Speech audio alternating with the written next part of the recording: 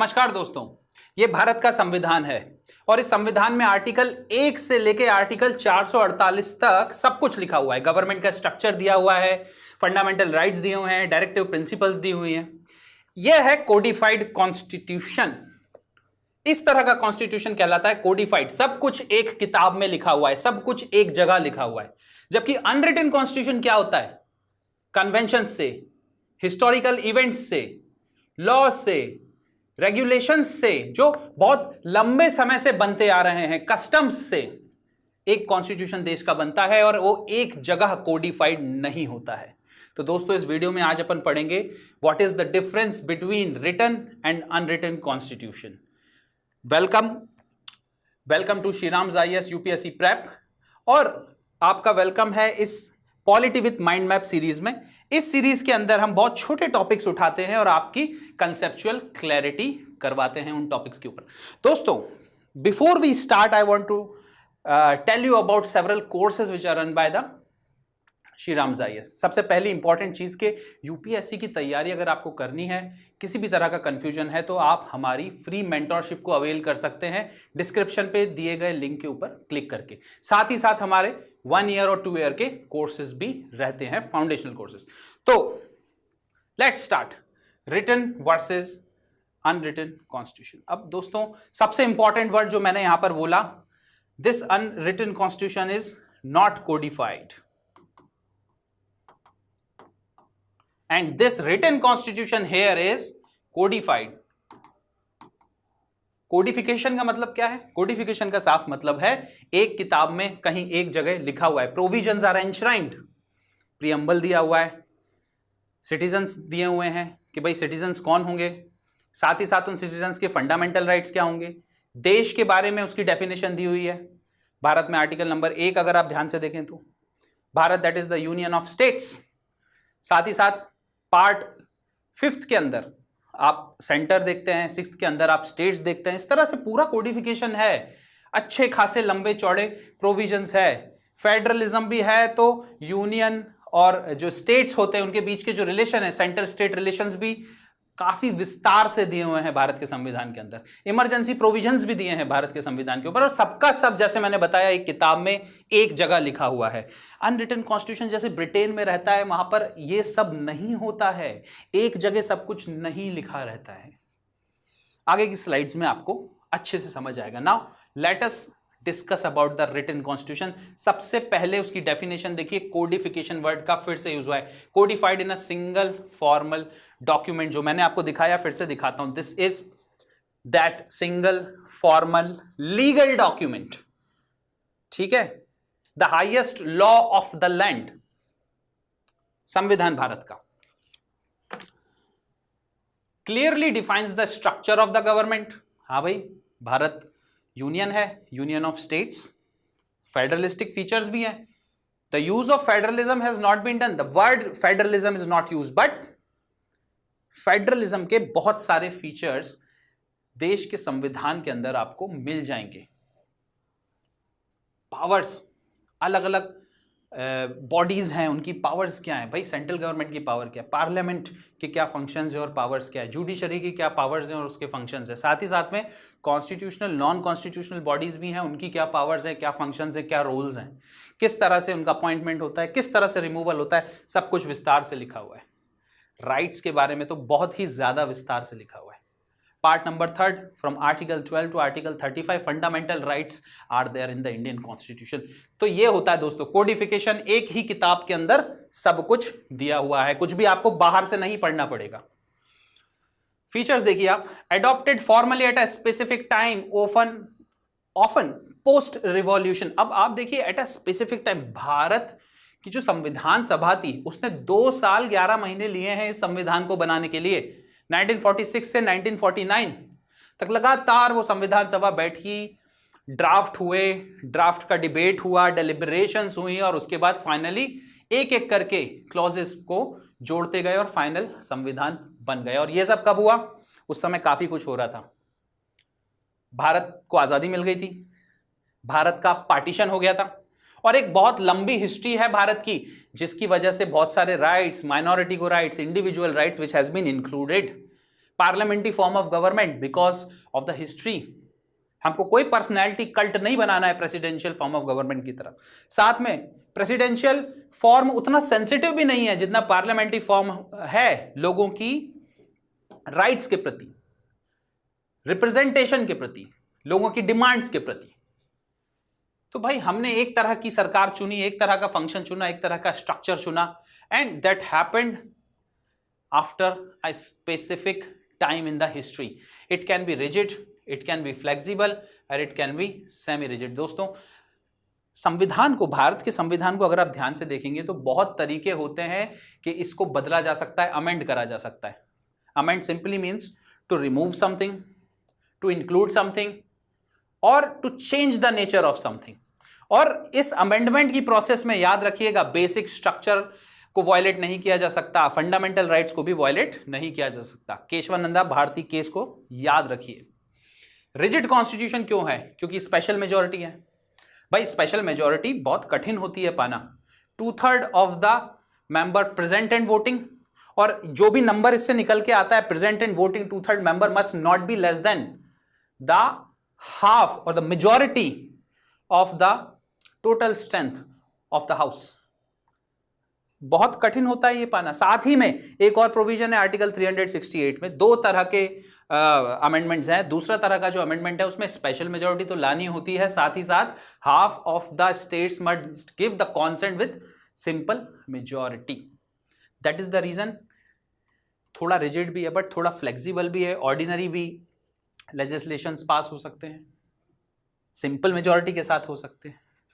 Drafted bye constituent assembly, जैसे मैंने बताया दोस्तों 1946 से लेकर 1949 तक लगातार इस असेंबली ने काम किया है संविधान को बनाने के लिए। Easier reference in courts and legislature. अब भाई कोर्ट को किसी भी तरह का जजमेंट देना है तो कितना सिंपल होगा उसको इंटरप्रेट करने के लिए। संविधान उठाया, उसमें आर्टिकल देखा, किसी भी चीज से जो भी केस है वो किस भी आर्टिकल से रिलेटेड है उसको इंटरप्रेट आराम से कर दिया। Think about the situation when the court has to refer to the historical events or the historical documents or the conventions where the court has to take a very long route in order to understand and interpret। यहां पे तो बहुत easy काम हो जाता है because there is always a reference available in the form of a codified legal book which is called as the constitution।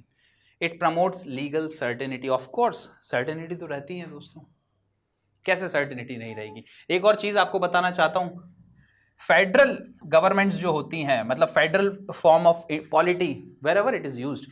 Bharat में भी कुछ फॉर्म ऑफ फेडरलिज्म है, क्वासी फेडरल जिसको बोलते हैं। यूएस में तो ट्रू फेडरलिज्म है। आप उन जगहों पर देखोगे कि संविधान रिटन कॉन्स्टिट्यूशन होगा। और क्यों जरूरी है? क्योंकि भाई ऐसे देश जो यूनियन फॉर्म फॉलो करते हैं, पूरा पावर हाथ में होता है यूनियन गवर्नमेंट के। But when it comes to federalism, same set of people are ruled over by 2 level of government or sometimes 3 level of government। अब इंडिया में क्या है भाई, सेंट्रल है, स्टेट गवर्नमेंट भी है, लोकल गवर्नमेंट भी है।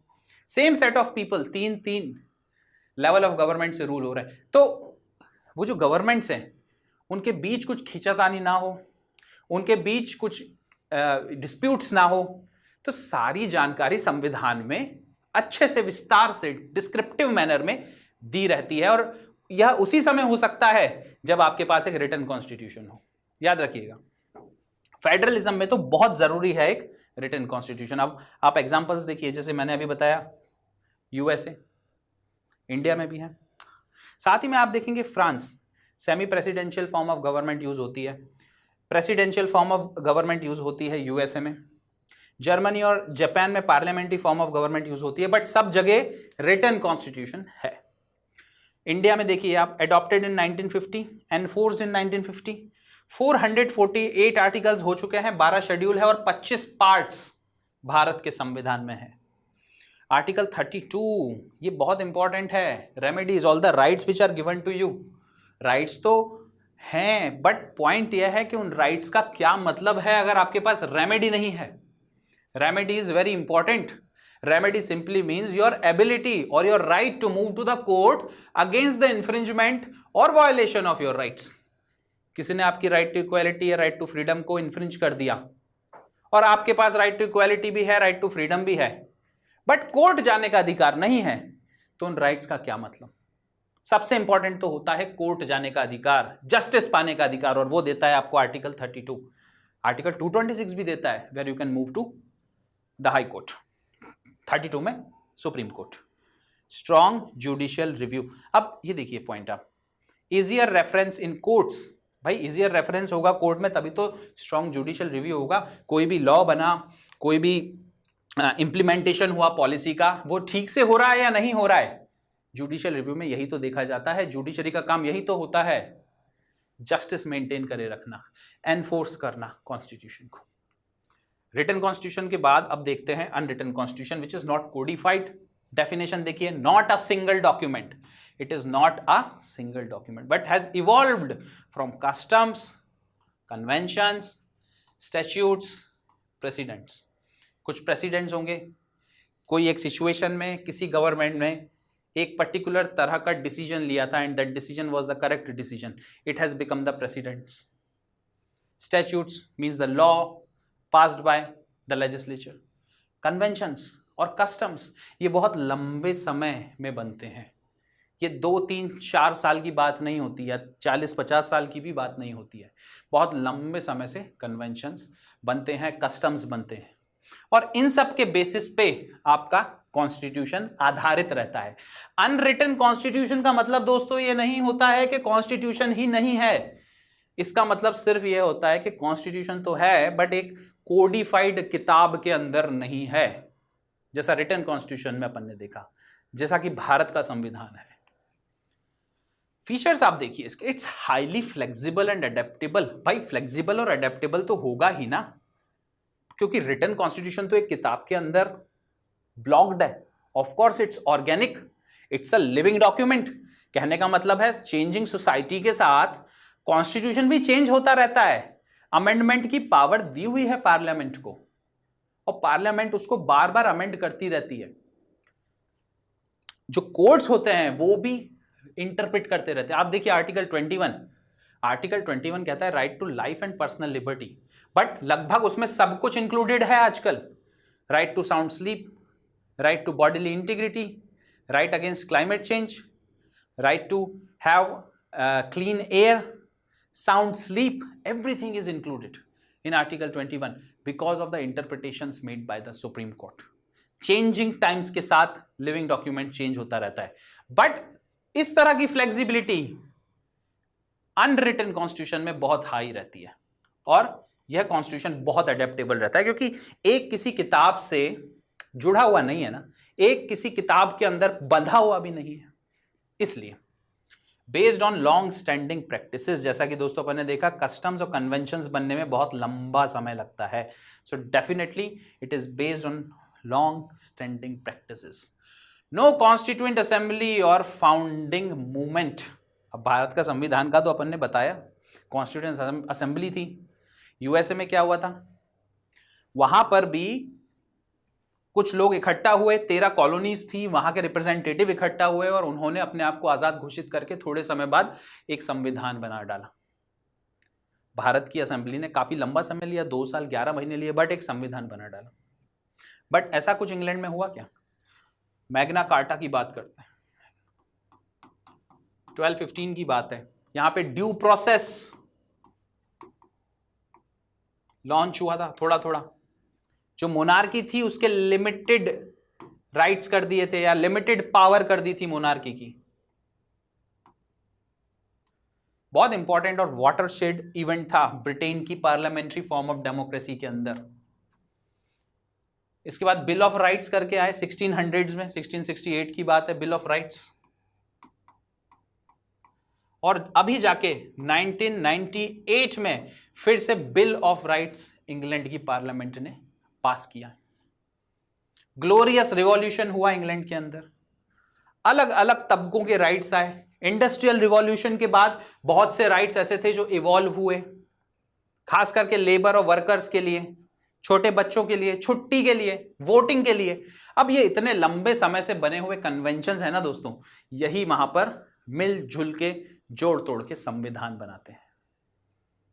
Parliament often is the supreme authority, because parliament ही है ना जो इतने लंबे समय से चलती आ रही है और लॉज बनाती आ रही है। That is the reason why in England if you see parliament is supreme.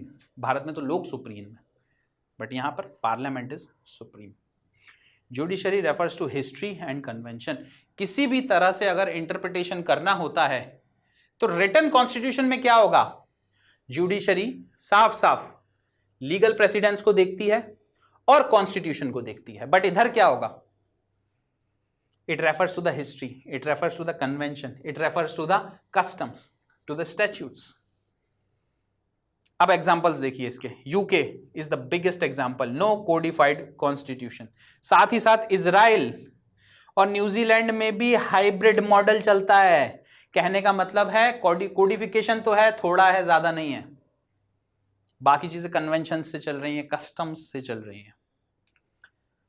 ये जो इंग्लैंड और Britain wanted to get out of the European union, Brexit जो हुआ था, वो ब्रेक्सिट कैसे हुआ था? Brexit was handled via parliamentary practices and court ruling. साथ में इन्होंने एक रेफरेंडम भी करवाया था दोस्तों।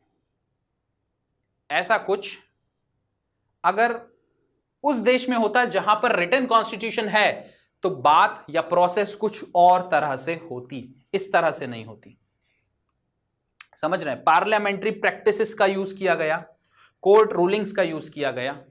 जबकि भारत में अगर किसी दूसरे देश को कुछ एनक्लेव देने हैं और उनसे कुछ एनक्लेव लेने हैं तो संविधान के अंदर कुछ ना कुछ चेंजेस कर दिए जाते हैं। खास करके अगर भारत की कोई टेरिटरी कहीं दूसरे को देनी है तो इट नीड्स अमेंडमेंट। लेने पे अमेंडमेंट नहीं है, बट देने पे जरूर अमेंडमेंट है। Prime minister convention and not a law.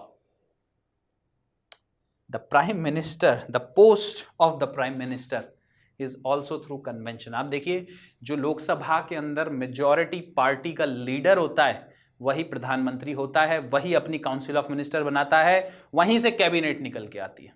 तो दोस्तों सब कुछ कन्वेंशन और कस्टम्स पे चल रहा है। यूके एक बहुत ही अच्छा देश है, बहुत ही शानदार देश है और बहुत ही लंबे समय से एक बहुत ही अच्छी लॉ अबाइडिंग कंट्री भी है। ऑल्दो भारत को उसने गुलाम बनाए रखा, उस बात पे मैं उसकी तारीफ नहीं कर रहा हूं, but at the same time अगर अपन रिटन कॉन्स्टिट्यूशन की बात करें so we can say this is one of the best thing. Britain जैसे देश में भी जहां पर अनरिटन कॉन्स्टिट्यूशन है वहां पे भी अब बिल ऑफ राइट्स लाने पड़ रहे हैं। तो हमने तो अपने संविधान में ही दे रखे हैं, कॉन्स्टिट्यूशनल उनको रिकॉग्निशन मिला हुआ है। तो दोस्तों thank you for joining me. I hope you have understood the difference between written constitution and unwritten constitution. अब मेरे को लिखकर बताइए कमेंट सेक्शन में कि नेक्स्ट टॉपिक आप कौन सा चाहते हैं। Thank you very much. जय हिंद।